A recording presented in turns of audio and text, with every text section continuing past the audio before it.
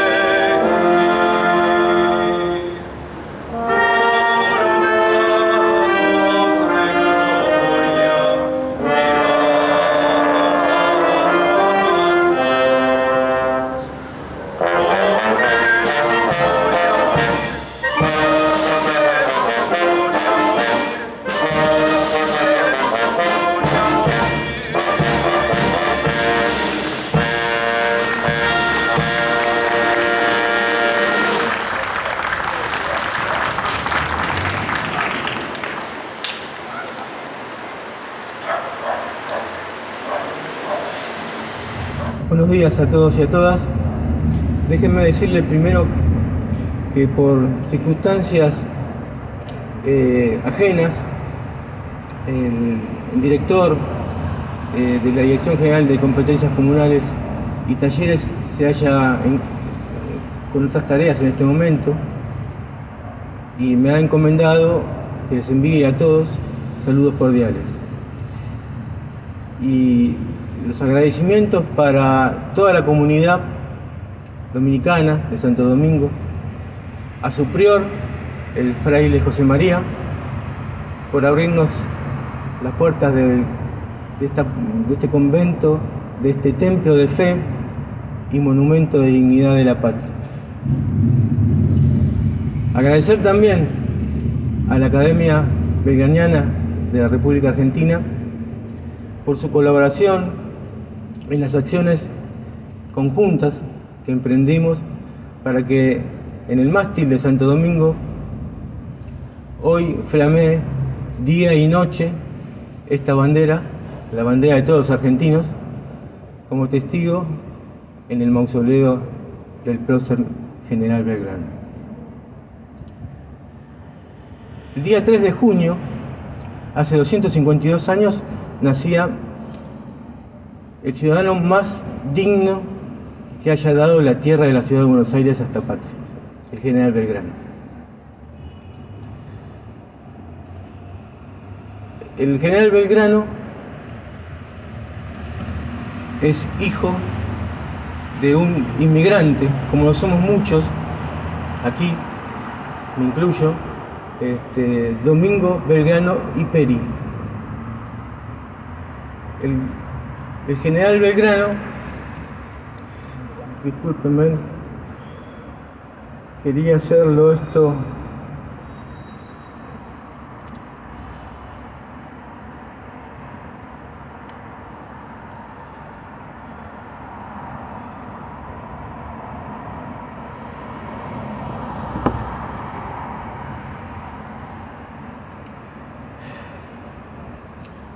Discúlpeme el nerviosismo, es la primera vez que hago esto. Tenía un discurso preparado, pero quería hacerlo desde el corazón. Como venía diciendo,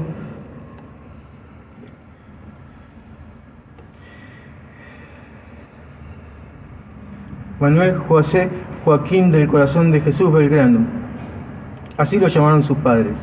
Como decía, Belgrano, Domingo Belgrano Peri, inmigrante italiano, y María Josefa González, nacida en esta ciudad.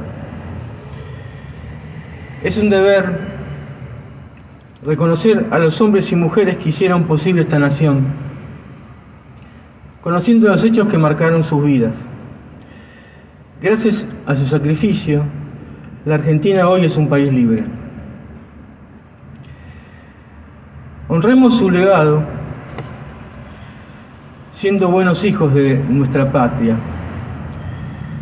Decía Belgrano, el estudio de lo pasado ayuda al hombre en lo presente y porvenir. Por eso consideremos el pasado para vivir el presente y proyectar el futuro. Muchas gracias.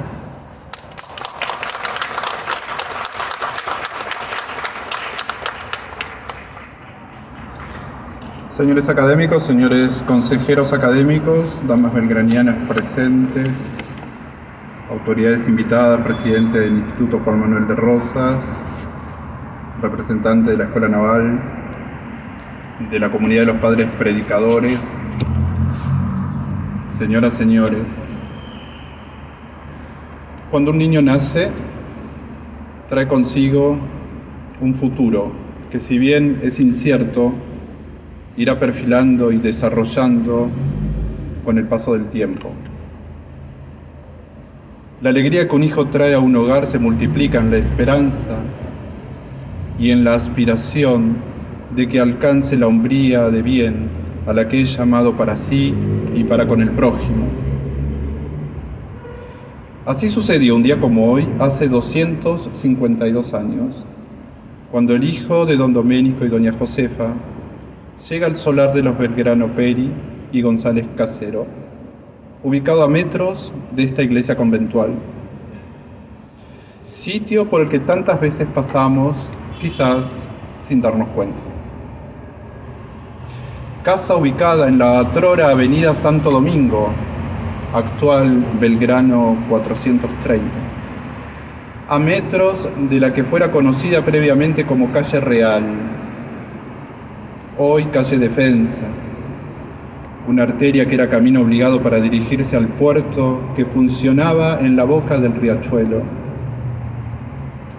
Era la calle más transitada, en las cercanías del convento de Santo Domingo, que daba nombre a la zona, y donde estaban ubicadas familias, las más acomodadas de la ciudad.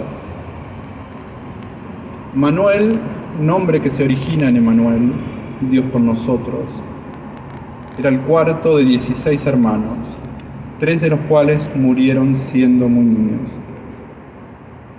En su autobiografía, el mismo prócer nos dice: el lugar de mi nacimiento es Buenos Aires.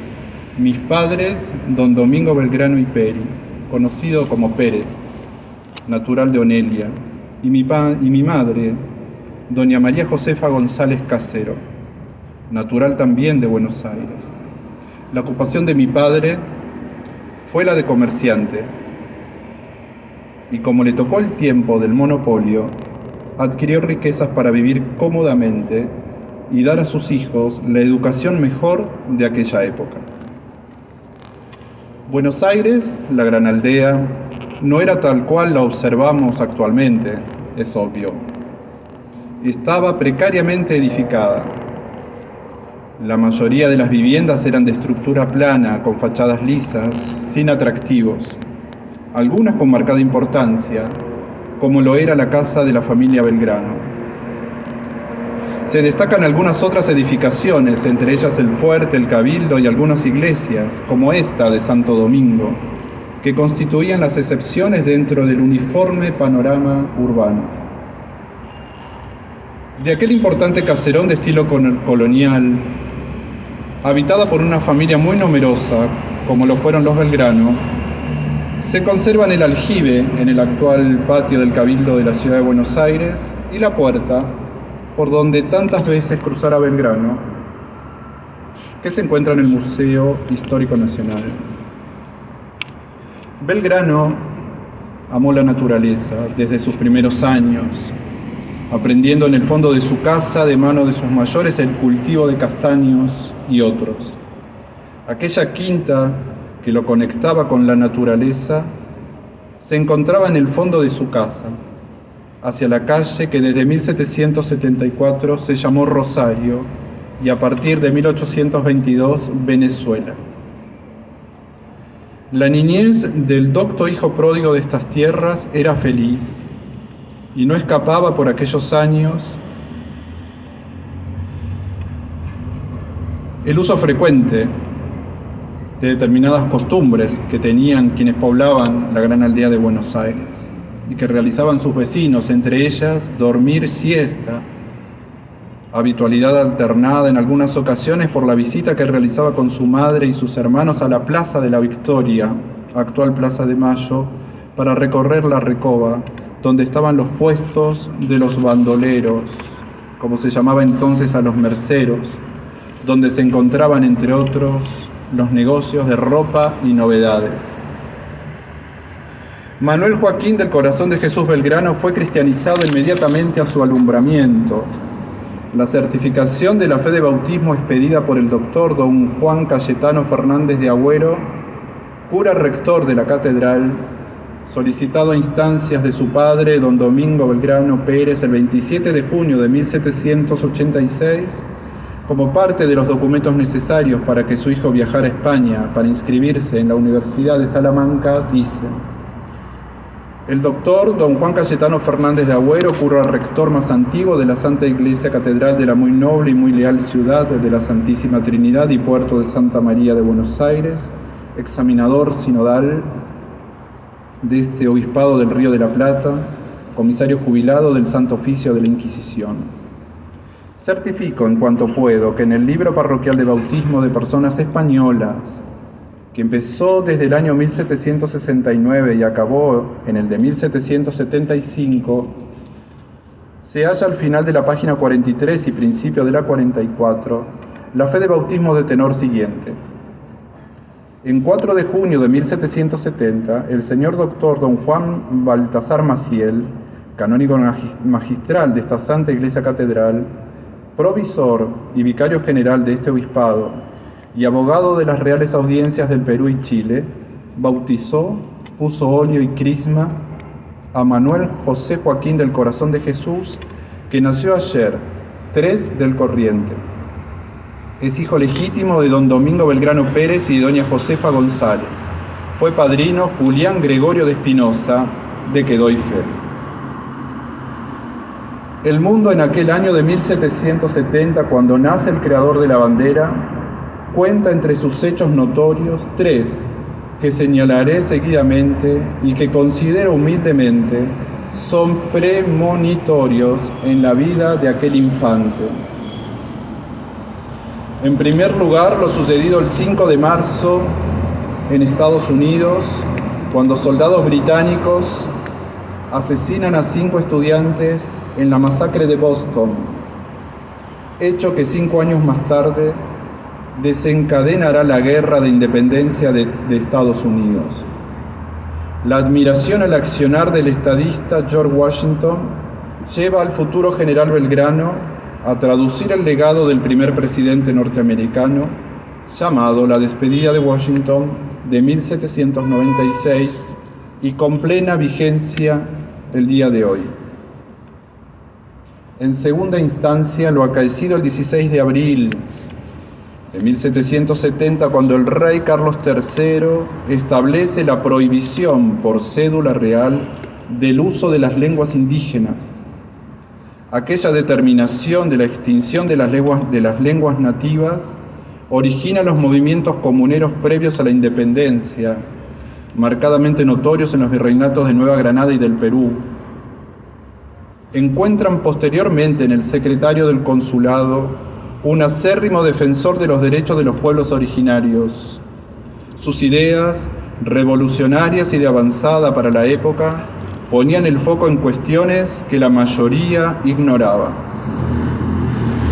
Por último, menciono el 16 de mayo, cuando María Antonieta contrae matrimonio con Luis Augusto, de 15 años, que llegaría a ser Luis XVI de Francia.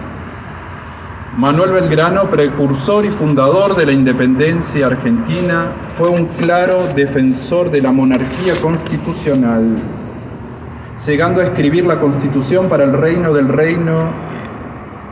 La Plata, Perú y Chile, proyecto de una preclara y gran potencia que se vio lamentablemente truncado por mezquindades y cegueras diversas que nacieron en 1816 y que, prolongado en el tiempo, tanta lucha interna nos trajo.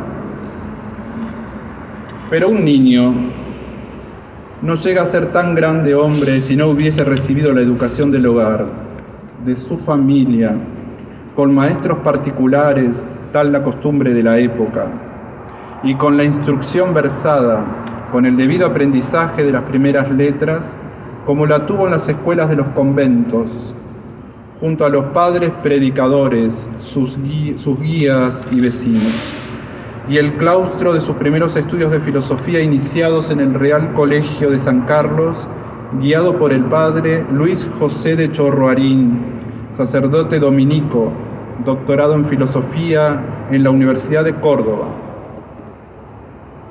El padre Chorroarín es faro y guía en sus primeros pasos en la cultura, y de modo prodigioso nuevamente actúa en su legado mayor, que es la enseña que tremola esplendorosa. En el Real Convictorio Carolino o Real Colegio de San Carlos estudió latín y filosofía, diplomándose como licenciado en esta última. Aquel era el colegio más importante de la ciudad de Buenos Aires en los tiempos de la colonia, y de severa disciplina. Estaba instalado en el antiguo edificio del Colegio Jesuita, junto a la iglesia de San Ignacio. Los requisitos para ser admitidos eran, entre otros, ser de primera clase, hijo legítimo, saber leer y escribir y ser de familia cristiana. La Iglesia tenía por aquellos años como sumo pontífice al Papa Clemente XIV, y Manuel Antonio de la Torre fue el 25º obispo del Paraguay y 11º obispo de Buenos Aires.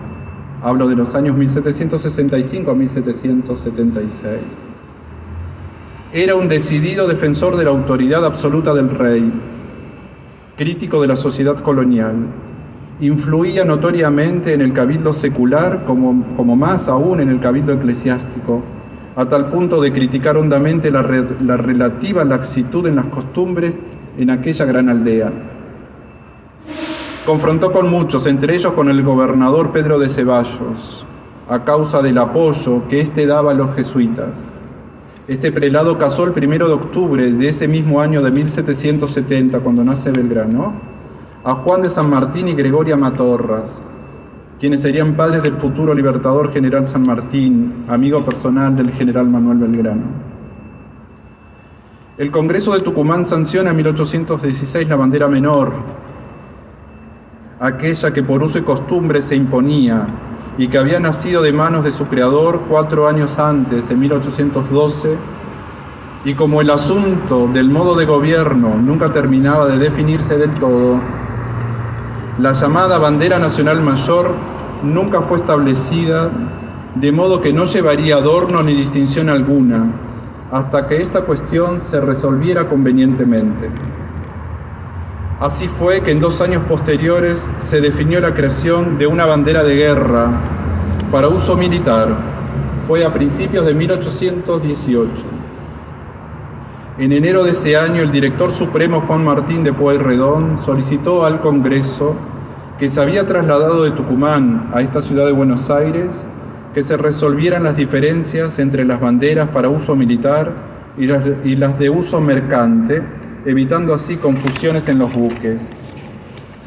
A propuesta de un diputado por Buenos Aires, el canónigo doctor Luis José de Chorrarín, aquel que inició al doctor Manuel Belgrano en su primer aprendizaje, en sus primeras letras, volvió a cruzarse en la vida del prócer, propiciando que se resolviera por ley del 27 de febrero de 1818 que, sirviendo a toda bandera nacional los colores blanco y azul, en el modo y forma hasta ahora acostumbrados, fuese distintivo peculiar de la bandera de guerra un sol pintado en medio de ella.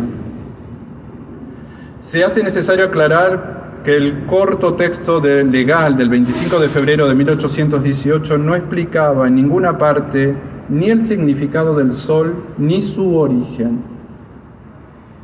Simplemente decreta su uso. Tampoco hay datos de qué intención pudo haber tenido y llevado el canónigo Luis José de Chorrarín a proponer el uso de un sol en la bandera de guerra. La pregunta es entonces, ¿cuál fue el motivo de la elección del sol en 1818 promovido para diferenciar a la bandera de guerra? ¿Será quizás que el hombre de Dios, sacerdote y canónigo, pensara en el sol de justicia, que es Cristo, tal cual lo describió San Jerónimo? Debemos analizar profunda y académicamente este enigma, que aún sopesa en el legado belgraniano, más sabiendo que el mismo creador de la bandera nada dijo sobre ello. Hoy nos congregamos ante el mausoleo de aquel gran patriota que fue un gran niño, aquí en el solar del convento de Santo Domingo, testigo de las invasiones inglesas, como lo demuestran las marcas de los cañones en una de sus torres, testigo de aquellos cruciales momentos en donde Manuel Belgrano, en 1807, al producirse la segunda invasión británica, estuvo nuevamente presente ante la rendición del general Crawford. De él podemos repetir sin temor a equivocarnos las palabras que el doctor Manuel Antonio Castro pronunciara en su alocución con ocasión de los funerales en 1821. Un puro y ardiente patriotismo era como el espíritu que animaba todas sus acciones, todos sus trabajos, Todas sus miras, sus facultades, eran consagradas al servicio de la patria sin ambición, sin aspiraciones, sin interés personal, como abstraído de toda otra relación y de todo objeto particular. Obrando, escribiendo y hablando, no se ocupaba sino del bien de su patria, de un modo siempre fervoroso y moviente. Relata un fraile dominico: Belgrano, que hizo su escuela primaria aquí, pidió expresamente ser enterrado en la entrada de la iglesia, con el argumento de que estando adelante iba a ser visto por más personas, y más personas iban a rezar por él. Y nuevamente no se equivocó, porque aquí estamos a tantos años de esas palabras, agradeciendo a Dios, quien en su divina providencia nos regaló la vida de Manuel Belgrano, precursor y fundador de la independencia argentina, que no quiso ser llamado ni reconocido como padre de la patria, pero que sin duda alguna lo es. Muchas gracias.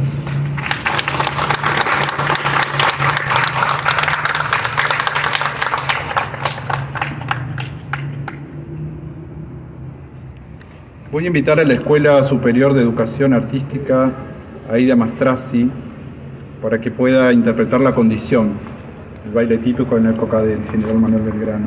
Lo hacemos en honor a él.